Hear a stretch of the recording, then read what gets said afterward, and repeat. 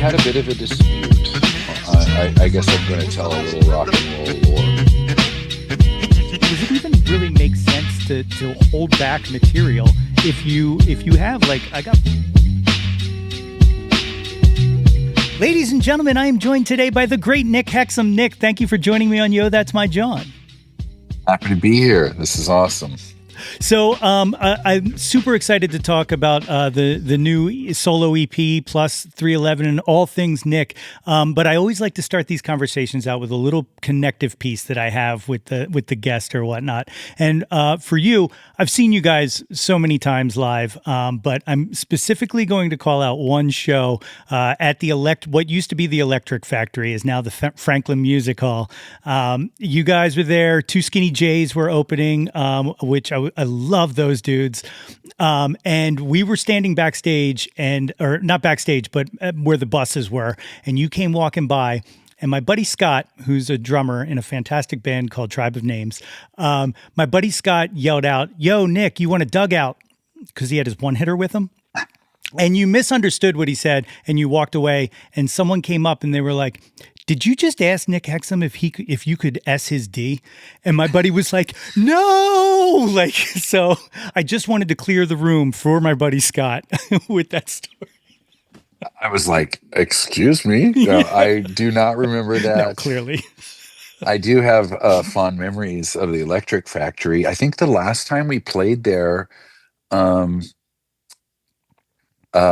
Tenacious D showed up. I don't know why they were in Philly, but we've had so many great Philly shows and Festival Pier. Oh, Such God, a magical yes. place when the sun is setting and the water and the bridges, and it's just and great, great energetic crowds. Like Philly is like a place that kind of like Omaha. Like Omaha is known for having nutty crowds. Philly is one of those too. It's the Festival Pier. It was the one Unity tour was you guys, the Roots, and Medeski, Martin, and Wood, and that was like heaven to me, man. Yeah, what a dream lineup. I'm like, did we really have that lineup? And yeah, it was great. And getting to hang out with Questlove a lot was super cool. He was just the nicest dude and so knowledgeable, and just getting to just finish watching his Sly and the Family Stone documentary. Um, he's a great music impresario, a great musician.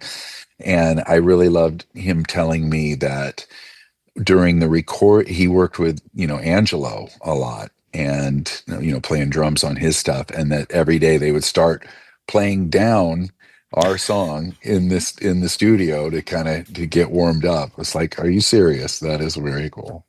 That's incredible. So I like to jump in the Wayback Machine and kind of kick things off like that way. Tell me a little bit about growing up. What was music like around the house when you were little? So I got to experience rock and roll fairly in its chronological order because my first love was my dad's 50s 45s, a stack of 45s, and it was Chuck Berry, Jerry Lee Lewis, Elvis, Buddy Holly, um, Big Bopper. Like it was the original rock and roll from the 50s. And my dad he was just so into the culture, and like I could identify um, whether it was a 57 Chevy or a 56 or a 55 based on the size of the fins. And like, so I just asked him so many questions about rock and roll because that was his era, being in high school in the late 50s. And then my mom was a bit younger, so she was into Ray Charles and the Beatles and more 60s music, but a lot of soul music, Motown and so forth. So I got to start with the Roots, which was very important.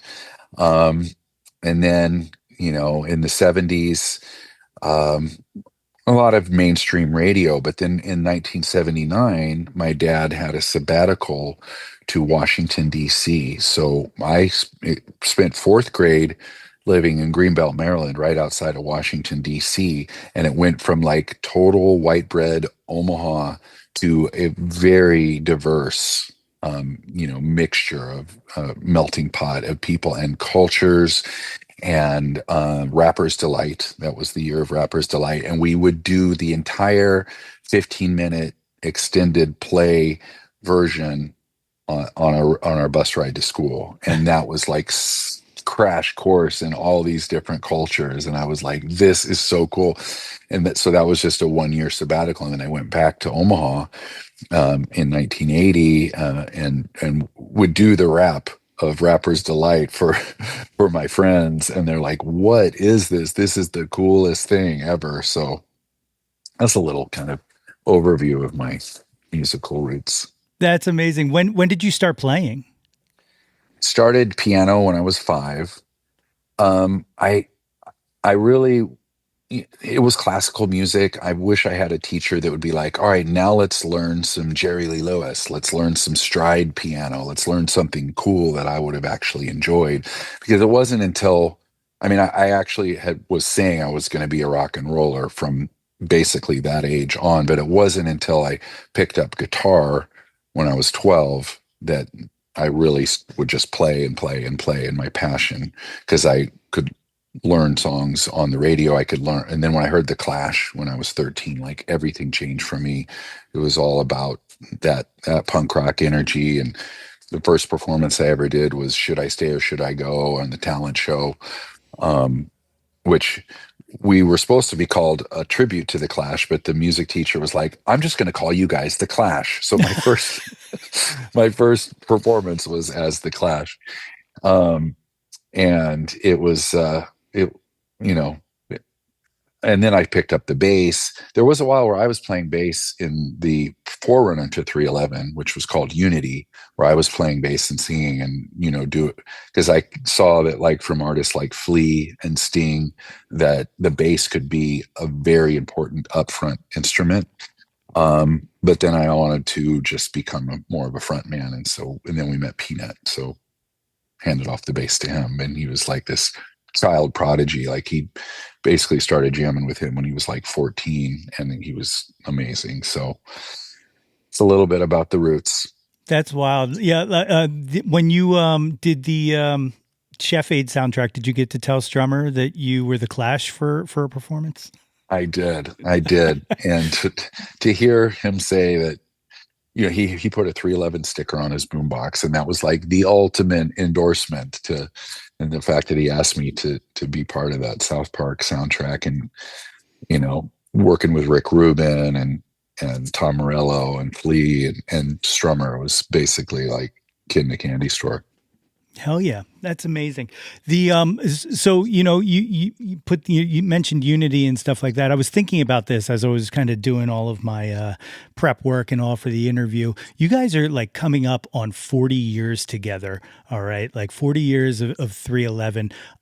Do you ever regret changing the name from Fish Hippos? Because I feel like Fish Hippos Cruise sounds really cool. I don't. They basically they did one gig without me while I was over in Europe, called Under the Fish Hippos, and I was like, I would love to be in your band, but we have to change the name. And then Peanut was like, well, we did a talent. I did a talent show as 311. I was like, I love it. And then he was like, it's the police code for indecent exposure. And I was like, I still love it.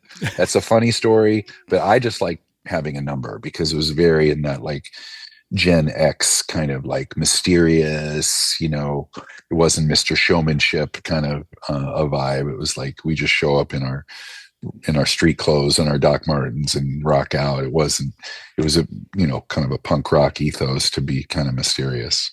Yeah.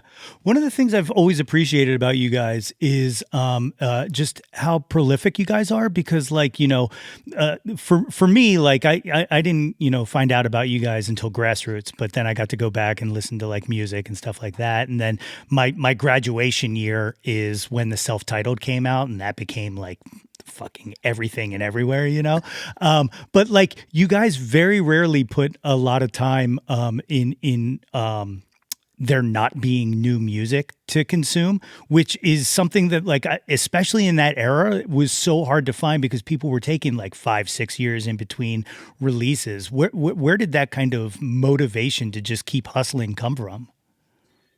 Yeah, the first 3 years we did an album a year because we made music, and it came out in 93, Grassroots 94, Blue Album 95. And then it it blew up. So we had so much touring to do. But then in 97, we put out Transistor, and then we just needed a year off. We're like, but you're right, it was a more prolific, hectic pace because we just knew we were evolving and we wanted to capture in the studio as we were, kind of getting those 10,000 hours of living on the road. We just knew that we also wanted to get back in recording because what a special time. Also thinking about other Philly artists, like we listened to the Goats so Hell much, yes. you know, and there was just so much cool music of combining hip hop and rock and live band hip hop, and having reggae in there and dance hall from Jamaica, and punk rock from Southern California, and San Francisco had its own kind of jazzy thing going on. It's like, and then of course the Northwest with the grunge influence. So it was, I maybe people always think of like their prime as like the most glorious time of music, but it's hard to imagine a better time than the 90s for music. I absolutely agree with that. Like, we have a mutual in G Love, who I was able to tell like was the inspiration for all of my original music that I ever made. Like, Nice. I heard like blues music and cold beverages when that album dropped, and I was like, oh, this is it. It was like that and Beck, like that first Beck album, and then you guys, and then like just this idea that like, because much like you, I liked so many different bands and so many different sounds, and like the walls were coming down on what you could be. You could grab some of this and some of that and show your influences, and you didn't have to, a rock guy didn't have to pretend like he didn't like hip hop. You know what I mean? And I feel like that's speaks to that era, which was just an explosion of influences finally coming together in the last pangs of kind of the domination of the record industry and the radio industry. Like, and it was just people taking chances on things that they would never take chances on earlier and never take chances on after, because no It's one knew. true. Yeah. Like, And tours like Lollapalooza that would throw a wide variety of music together. That was a really important thing. um and we just didn't want to have any boundaries in what we're doing. Like anything we liked in our music, throw it in. Like our very first single, Do You Right, is like a salsa group. Dun dun dun dun dun dun dun dun dun dun dun dun. It's like all these offbeat. It was nothing like what was going on the radio at the time. So it was kind of a glorious time that you could even get over with something like that was so out of left field. it's wild. I also have to note, a good friend of mine, Tim, wanted me to tell you that as a fan for since '94, he thinks that Transistor is the most underrated album of the past 30 years. So I just wanted to pass that along. But around that period and all, as like you guys survived kind of. Was it Capricorn that collapsed around that time, or?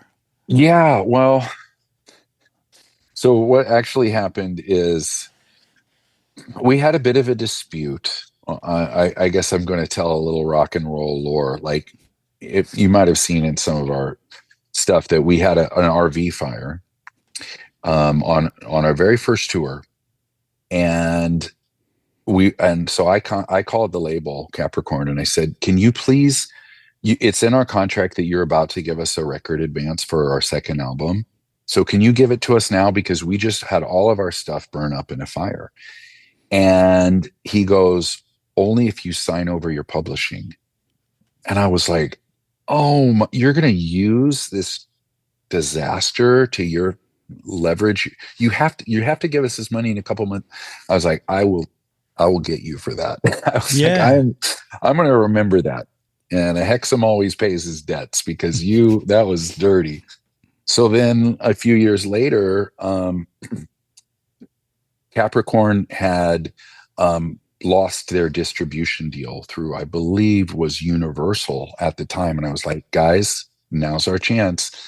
And we sued them for a breach of contract because they had done a few different things. And even if we wouldn't have won the lawsuit, no other big distributor wanted to work with them when their star band was in the middle of a lawsuit.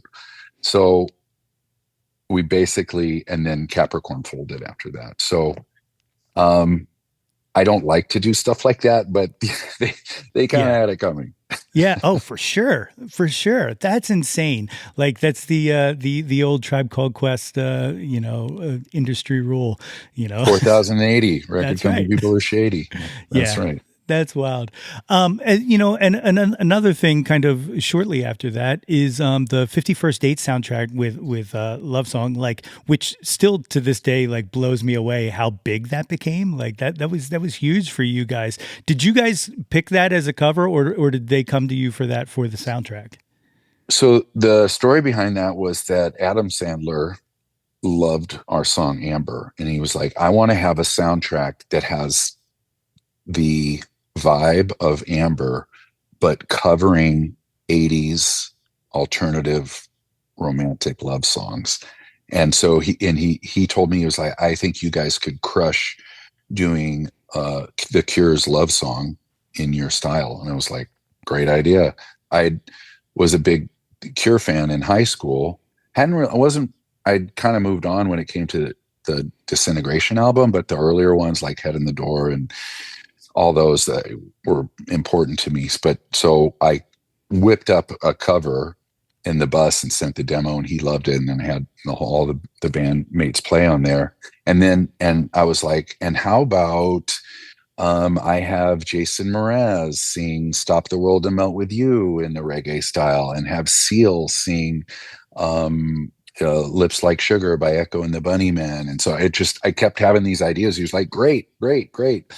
So it was, and this all happened while we were on tour. But fortunately, it's way easy now to record on the road now because all you need is your laptop. But at that time, I had modified a bus by taking out a whole row of buses and had these racks of gear and my big Mac computer and this huge CRT monitor and everything. So I had already was doing that, but I produced a bunch of 5 different songs for that soundtrack while on tour. So it was a nutty time. And then to be part of the movie, like, the level of visibility in a major motion picture like that, like constantly, especially because it was still pre-internet, and there was like advertisements and billboards, and our song was just everywhere. Amber was in the trailer, and so it was a pretty exciting time, and it basically all started because of Adam Sandler. It's great. It's great. I mean, like, but that it speaks to the music because I mean, like, it really starts with you making music that he loved. You know what I mean? Like that creative seed there. One of the I ADHD. I'm jumping all over the place, but Great. one of the other things that blew me away was the Quintet album. So like I came around to it late. I didn't even know it existed. And then I heard it, and I was just like, "Oh my God, the many sides of this gentleman who I've been a fan of for such a long time." Has there ever been any plan to kind of do more quintet stuff, like in that vein, or? I might get into that more jazzy funk at some point. I mean, honestly, artists like Medeski Martin Wood, the Meters, John Schofield, the Roots, that the live band funk thing, and there's so many more, of course, but I that's something that I really wanted to explore, and a little bit more keyboard dominated. I had this incredible B3 and clavinet player, Luke Miller, who played on it and toured with me on that. So that was a lot of fun, but it was kind of under the radar because it wasn't like what what people were looking. But after it was out for a little while, people were like, "Please make another one of those." I was like, I don't know. But then I kind of started getting into these intimate singer songwriters, and that led to me doing this side project under just my name. It's not even the quintet, and that was the EP that came out last week, and that's kind of more inspired by like Nick Drake and acoustic, Paul Simon, Bob Dylan. I'm just trying to get like super intimate and honest, very mellow on a lot of old timey instruments. There's like pedal steel and mandolin and acoustic guitars all over it, and some fiddle. And so it's like, it's that really speaks to me. Although 311 is crushing it right now, we've got a really exciting year ahead of us. But I also was like, I want to open up another outlet so I can explore these things that are more mellow and more very, very personal, to make it just kind of like a memoir. Yeah, yeah. Waxing Nostalgic is a fantastic EP. If I have any complaints, it's too short. Like I just wanted more. Like I was like, God damn it, it's over. Like, Well, but I it. have a lot more ready. So I've decided that rather than put out an LP, why don't I just put out an EP every other month? Oh, So the next one's coming in like April. oh no way! That's incredible. Well, Yeah. that's actually something I was going to ask you about, which is like this is a project that you're kind of doing in your own and your own creativity and stuff like that.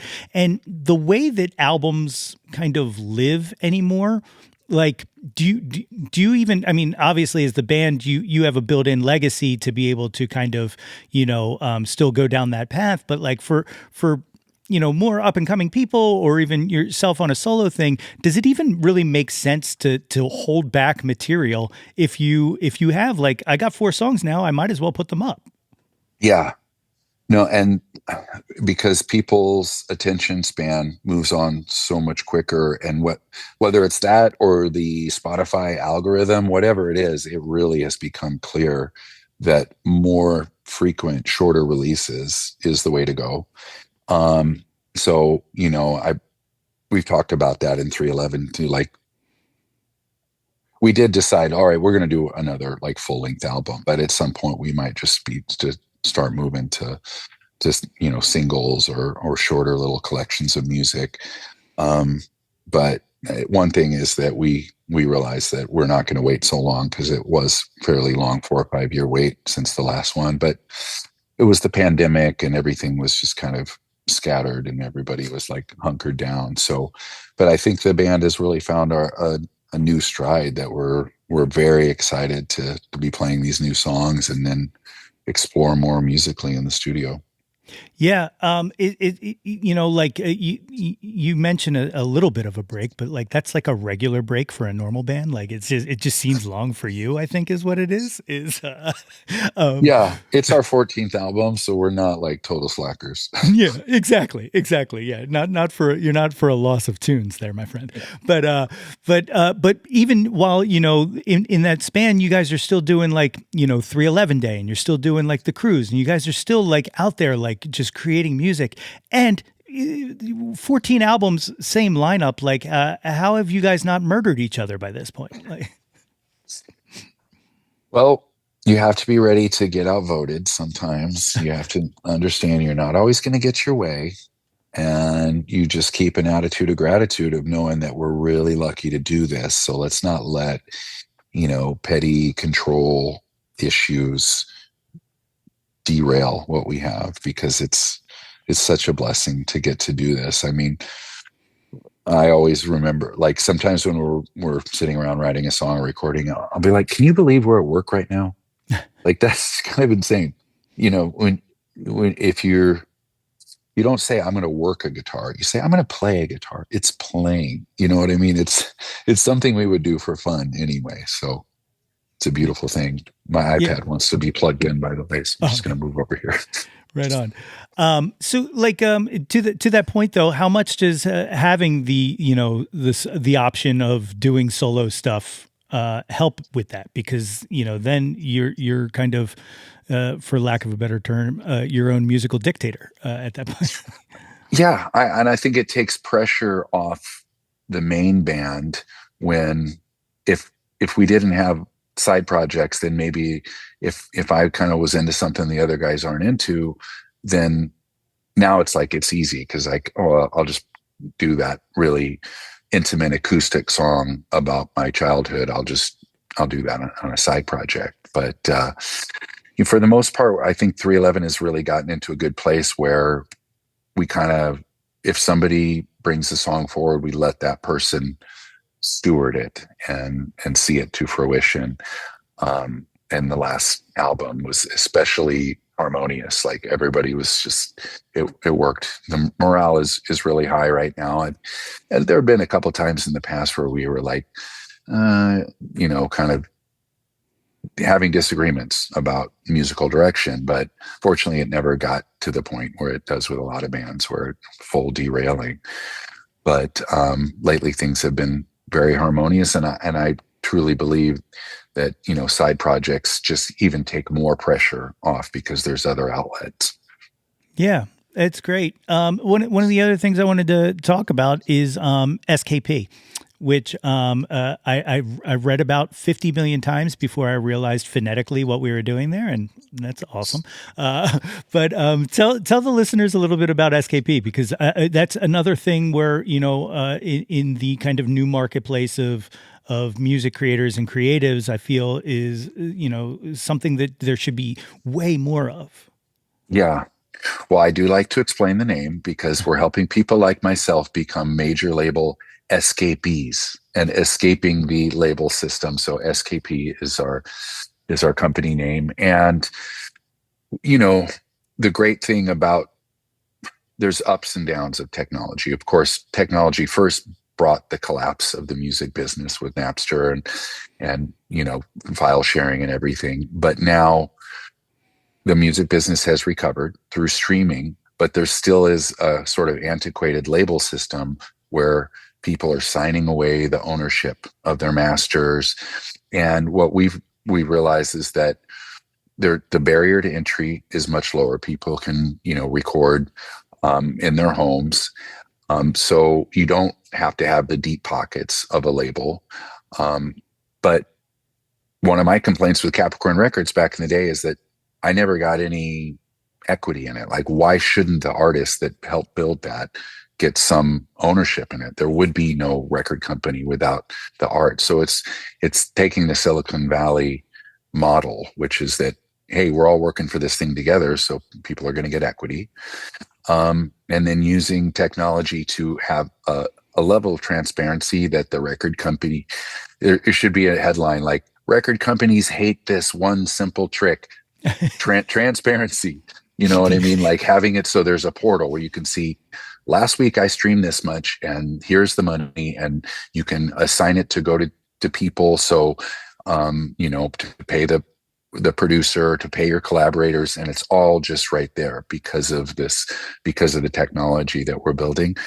And then also just having a platform where you can find all the services that a label used to do. What did a label used to do? Distribution, publicist, radio. So all that stuff is available on our platform.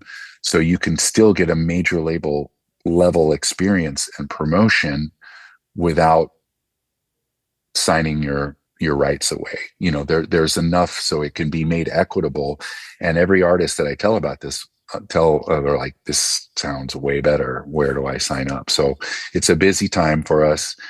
And you mentioned G Love. He does a guest spot on one of SKP's artists called Sitting on Saturn, formerly known as Sitting on Stacy. They changed their name, setting their sights higher to become Sitting on Saturn. And they've got a song coming out with G Love that's, it sounds like a hit to me. So, and then my new, is that Rose Colored Glasses? Is that yeah? Oh God, it fucking screams! I dig that song. Yeah, it's a good one. Thank you. Yeah. So having it's just three exciting things going on with, of course, the band, which is always my main focus, and then with SKP, and then doing some solo music and raising three daughters. It's like a life is full, but I can't complain. Yeah, man, you definitely stay busy. You certainly do. But something like SKP like really excites me because like I feel like we're in this time and we're in like a paradigm shift and like things haven't settled yet, so like what the course moving forward isn't really clear, but there's certain things that are starting to show themselves that I'm starting to like feel a little hopeful again. And a concept like SKP is a big one. Another one, I just talked to a guy named Benji Rogers. I don't know if you're familiar with him or not, but he's working in kind of the AI space on how to reclaim what essentially the AI companies have been stealing by doing their modeling. His whole thing is about attribution, which is like you upload your stuff and you say, this is me, and you can opt in or opt out of letting a company come take from it. But if they do take from it and they do learn from it, that data exists and you should get paid and kind of get a touch from that. Yeah, Those, it's a it's brave new world. yeah, like it's one of those things where like it's real easy to just throw your hands up and say the sky's falling and just let's all brace for impact. But like there are people like yourself out there kind of trying to find the way through it, and I find that admirable, man. Big time. Is Kevin Griffin from Better Than Ezra is he might be he's doing something similar from Oh yeah, what you just described. But yeah, I mean these tools are here to stay, so let's try and make them fair. Just like you could never put the genie back in the bottle when it came to sharing music. You know what I mean? You just can't turn it around. So it's like, let's just go ahead and try and make this fair. yeah. What? How does streaming do well by you guys? Like or So, well, it does in our newer stuff yeah, because but that don't, a lot of people think of Spotify as a villain, and I don't. I mean, I think there could be a little bit more equitability in in their model, but the truth is that the labels take the lion's share of that streaming revenue when they're not even doing anything. Because when we signed a record contract, there was a clause in there that said any new technology we're going to pay even less on. So even though there's like zero overhead in just putting a song on a streaming service, they had the right to pay even less. So in our mind, the villain is the labels in those situations. So, but in our new model with SKP, it is a significant revenue source. But we weren't as bad affected by the whole downturn of Napster and stuff like that because we had already kind of said, let's kind of be more like the Grateful Dead, where we like touring is our number one thing, and people want to record us or whatever, that's fine because we're a live band first. And then, the merch and that kind of thing really sustained us. So it wasn't as bad for us as it was for some people. But now, revenue from record music business in general is at all-time highs. It's surpassed, where it was before the big downturn. So you just got to figure out how to make it work. yeah.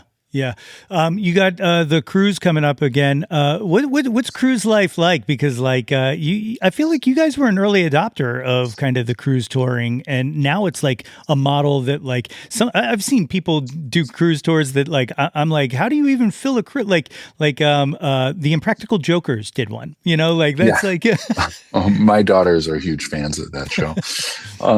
Yeah, we were early. We're doing our 8th cruise coming up. And they kind of started as like a blues cruise where it would just go out and from like New Orleans and, hear some blues music on a boat. And then, this promoter, Sixth Man, was what contacted us. We were like, we know your fan base is the perfect one for this. So we tried it, and everyone's like, this is the best vacation. Everybody's like so nice.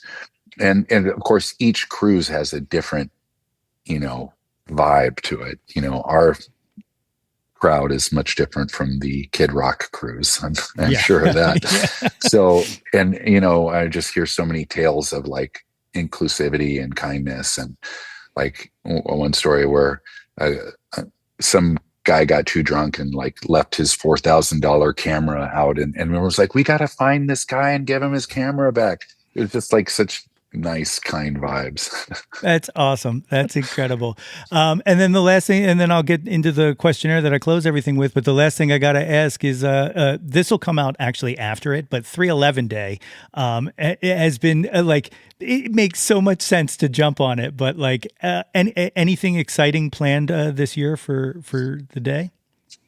So 311 Day is this year is just it's an off year. So we rotate where the 311 concert is going to be on even numbered years, and it's an odd numbered year. So this is a cruise year, but this time we'll just be rehearsing and going to a hockey game together and doing some reminiscing and camaraderie. It's cool. It's awesome to have a day to just like kind of appreciate, like, and like I said, near 40 years of just awesome fucking vibes, man. Like, and like last year I was super excited because they dropped that Tiny Desk on the day. And like, that was another one where like that hit. And I was just like, God damn, you guys are still like just on point. Like, did not miss a beat. It's crazy. I loved how the headlines were like, "Watch 311 blow the roof off the place." We're like, just doing what we do, put a lot of energy into the shows, but it's great to, we have fans that have came up being 311 fans, and now they're working at NPR and having like cool podcasts and making movies and stuff. So it's nice to get that recognition. For sure. All right. So this is called the Jawntlet. This is my questionnaire that I end everything with. It's 2 sections. It starts with the one hit wonders. You're just picking a favorite. Billy Joel or Elton John? Who do you prefer? I'm a Billy Joel guy. Okay. All right. Debbie Harry or Joan Jett? And in fact, I just have to interject, on 311 Day last year, I did a cover of Only the Good Die Young. And my mom was there and dedicated it to her because that was such a fun childhood memory of dancing around and singing to the top of our lungs to that song. Anyway. Oh, that's beautiful. I like that a lot. The next one was Debbie Harry or Joan Jett? I was pretty obsessed with Joan Jett, actually. And funny story, I actually wrote her a letter when I was like 13 of asking if I could be in the band. Hell yeah. Do you think she got it? I don't know. She apparently lives here in Topanga, so I would love to run into her one day. But the chances of her getting it and remembering are quite unlikely. I just rewatched Light of Day like a few weeks ago or so, and she's so incredibly good in that film that like I can't believe she didn't act more. It's wild. Yeah, she was such a pioneer. Like, I used to just rock out to those. I loved a lot of girl punk rock. I liked Blondie a lot too, but like the Go-Go's and Bow Wow Wow and Joan Jett. Like, when my 13-year-old self loved punk rock girls. Hell yeah, I dig it. Aretha Franklin or Tina Turner? Oh, close, but I'll go Aretha. All right, yeah, good pick. Nirvana or Pearl Jam? I think I've spent a little bit more time with Nirvana, but you're making just such close. I dig. Janis Joplin or Stevie Nicks? I will go with Janis, man. We had that 8-track with her greatest hits, and me and my sister used to just crank that thing. I'll go Janis. I love it. The big cliche, Beatles or the Stones? Beatles. Yeah, I figured. I firmly believe that Paul McCartney is the greatest living musician. Like, when it just as far as all around, between songwriting, musicianship, instrumental, to play so many instruments so good, great performer, lyricist, singer, like he is it. And if you're listening, Paul, give me a call. Let's make a song. But if Paul's listening, holy shit. But I actually, he's got a new book coming out about wings. And I put a request in for the interview, and my request was literally, look, I know the answer to this, but I have to shoot my shot. Like, yeah. He's the man. Yeah. The last one of the one hit wonders, Bohemian Rhapsody or Stairway to Heaven? Oh man. I mean, if you asked me 10 years ago, it would have been Stairway to Heaven, but now with my kids, it's Bohemian Rhapsody. That is just it's such a part of what we do to do like karaoke to that. So Bohemian. I love it. The next section is the top 10 countdown. In this, like I said beforehand, we use Jawn to mean whatever you want it to be. Doesn't have to be music, can be anything. So, number one, what was your first Jawn? What was the first thing you were obsessed with when you were a kid? Rock and roll. My Yeah. dad's 50s, 45s. All right. Number two, what's your current Jawn? What are you into right now? Learning old timey instruments, pedal steel, learning the mandolin. I'm just so into it.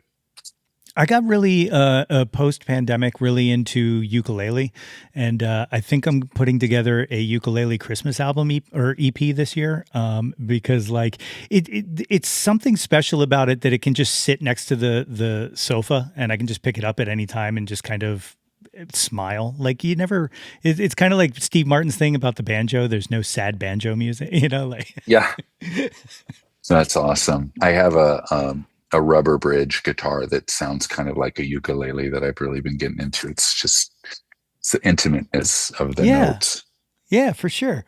Number three, what was your first concert, first live show you saw?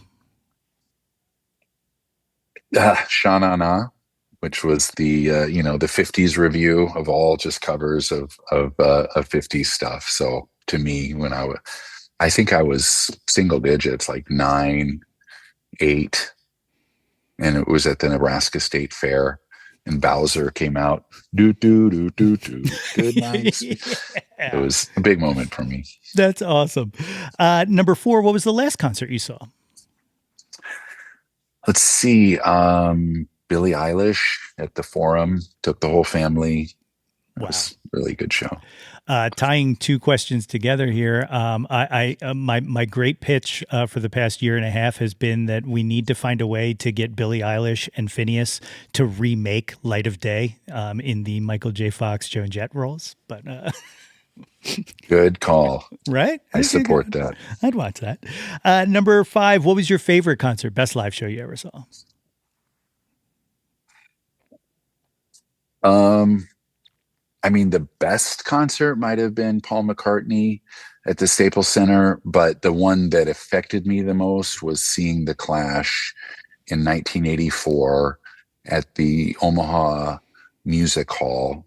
And Joe Strummer came out with his bleach blonde mohawk and his Wayfarer sunglasses and just punk rock outfit and ripped into London Calling at such ear splitting volume that it was like I had this moment of like what you see in like Beatlemania, or I like became weak in the knees and like I just like lost it, tears. I mean, that was the that was the peak experience for me. So being able to attempt to pass that along, to be that for other people is such a great thing to dedicate your life to. Amazing. I love it. Number six, who have you never seen live that you wish you could have? They can be living or dead. Let's see. I have not seen Bob Dylan.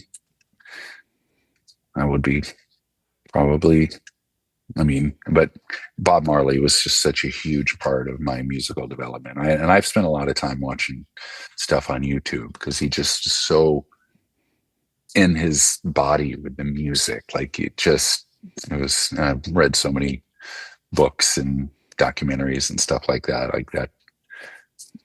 I would go with Bob Dylan living or Bob Marley as like a person dead or alive. It's wild to witness someone so purely in the moment and so Yeah, present. Like it's just it's otherworldly to sit and experience, man. It's crazy. that's so. Number seven, name an unappreciated Jawn, something you wish more people knew about. I'll for me, exercising to the beat. Okay, so when I start my day with cardio and I do it in time to the beat, because studies show that like the best thing you can do for your mood is dancing, sync, exercise to the beat is like there's something about it, and that's why people love concerts, is because you're syncing up your energy, and even like when I'm lifting weights and stuff, I'm like syncing up to like it's weird. I do everything as musically as possible, and it makes it so it's like it's not a drag. It's like you're dancing. It's like it can be fun. Ah, it's incredible. Yeah, I mean, like the universe has a rhythm, man, and like so dialing into that in all aspects completely makes sense to me. I like that. Good answer. Number 8. What's your favorite album?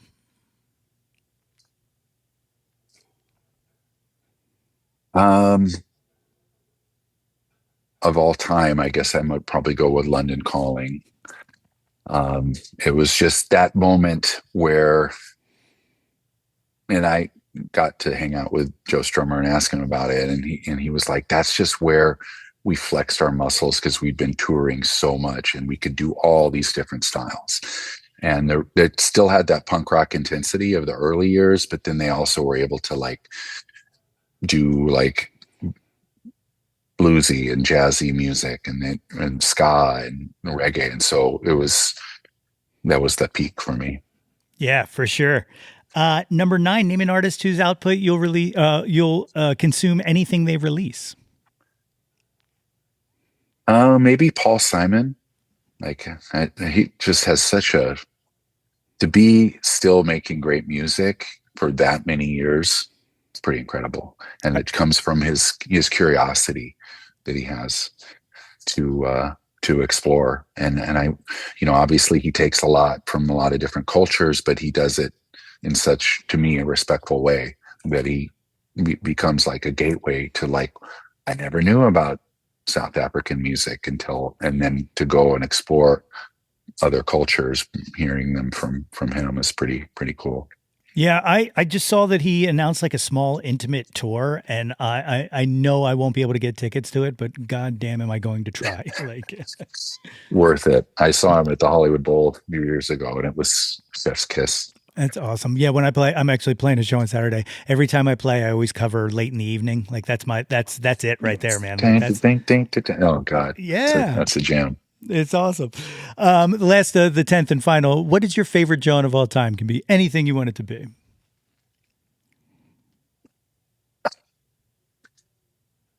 I mean, rocking out, dancing, just moving your body to music, and that includes whether you're playing an instrument or singing or rocking out to someone else's music. Like that's my Jawn. I love it. I love it. The EP Waxing Nostalgic is out on all streaming services. Is there a physical of it, or are you bypassing physical on this? No, well, since it's just 4 songs, well, I'm going to do 3 of them, and then that'll be enough for an LP. So that will be out like mid-year. The first 3 EPs will become an LP. It's incredible. And of course, the 311 cruise is the 23rd, 24th, and 25th, something like that. Does that sound about right? Of March? It's incredible.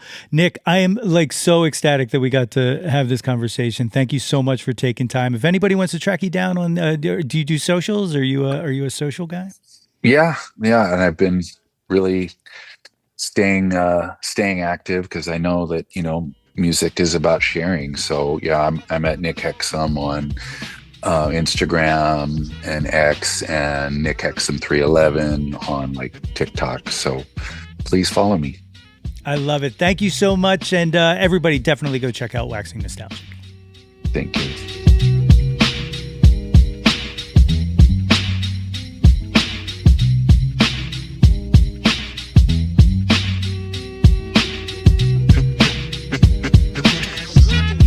What's